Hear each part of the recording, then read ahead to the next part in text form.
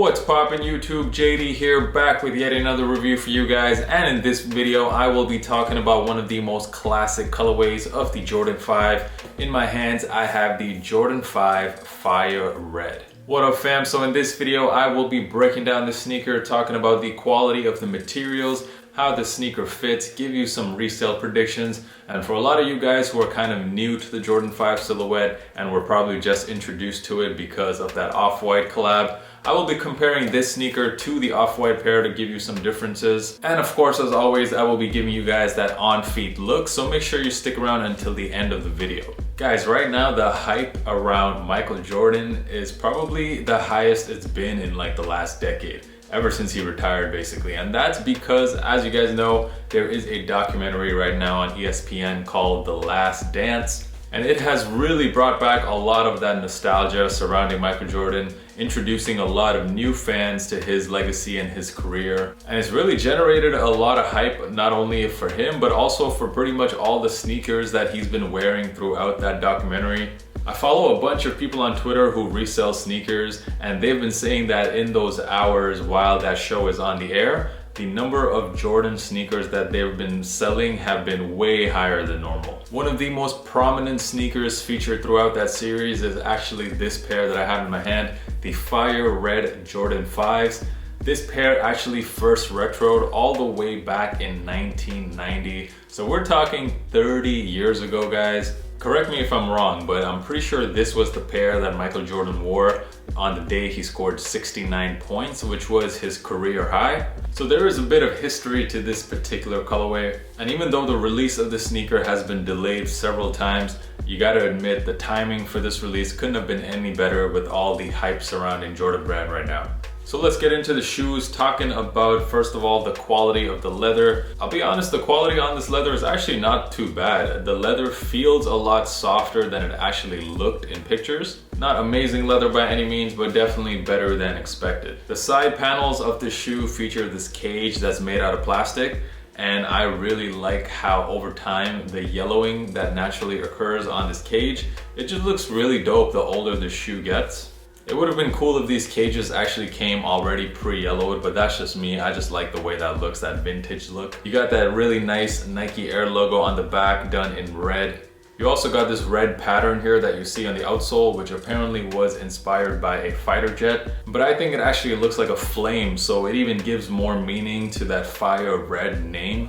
The outsole of the shoe, you got that really nice icy blue bottom. The tongue of the sneaker, now this is one of the most notable features of Jordan 5s, and that is this all over 3M tongue. And it's a rather long tongue, so when you have this shoe on feet, the tongue really stands out. When it comes to sizing, I got my true size in this pair, and for me they fit true to size, maybe just a little bit tight, but not tight enough where I would go a half size up. So my suggestion is just go with your true Nike size. By the way, if you've been enjoying this video so far, make sure you smash that like button and of course subscribe for more. I am dropping content every single week for you guys, so make sure you guys are subscribed. So some of you guys clearly copped this just for resale, because I'll be honest, I was actually very surprised that this shoe sold out. And when I look at StockX, I see that clearly a lot of people copped the shoe just for resale because there are a ton of asks on this shoe. And my suggestion to you guys is, if you did cop it for resale, I would just sell it right now, because the prices on these are definitely gonna go back down. I have a very strong feeling that the price on this is gonna go down, so I would just quick sell this. If you try selling on StockX right now, you're probably just gonna end up with basically your money back at the end of the day after you take away fees. So pretty much StockX is the only person winning at this point. So I would try selling it locally, maybe try over some Facebook sneaker groups, over Instagram, some other platforms like Resale.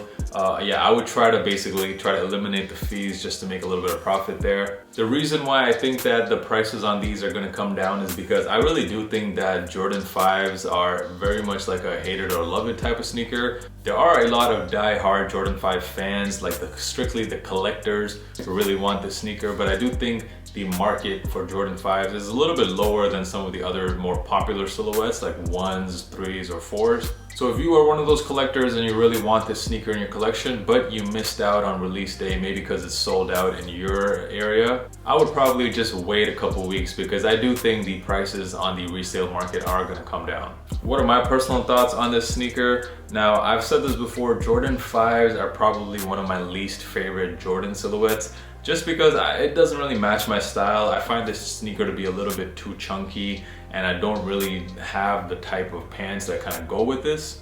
And this is just personal opinion, but I also think that the 5s are one of those silhouettes that just didn't really age well. At the same time, I did mention that my favorite cop of the year so far was the Jordan 5 Off-White. So I'm sure a lot of you guys probably think I'm some kind of hype beast, but to me, both of these pairs are just completely different shoes. The regular Jordan 5s, they definitely look a lot chunkier, especially around this heel area. You can see how padded the regular version of the Jordan 5 is compared to the Off-White version, which is way more thinner and just overall is much more of a slimmer looking silhouette.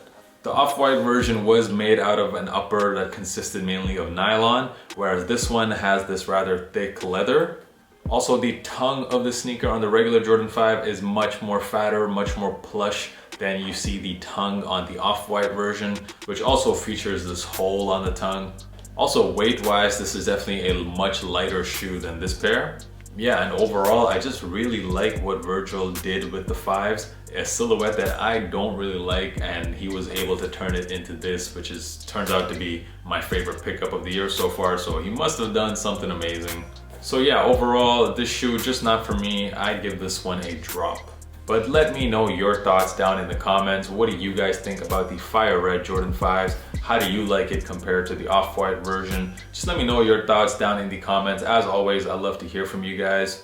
If you're not already doing so, make sure you follow me on Instagram. The handle is right here. It is at JDKick6. That is definitely the easiest place to contact me, and I do drop a lot of content on there as well. Thank you so much for watching this video. Thank you for messing with the channel. Appreciate it. The on-feed portion of the video coming up right now. Until next time, guys. Peace.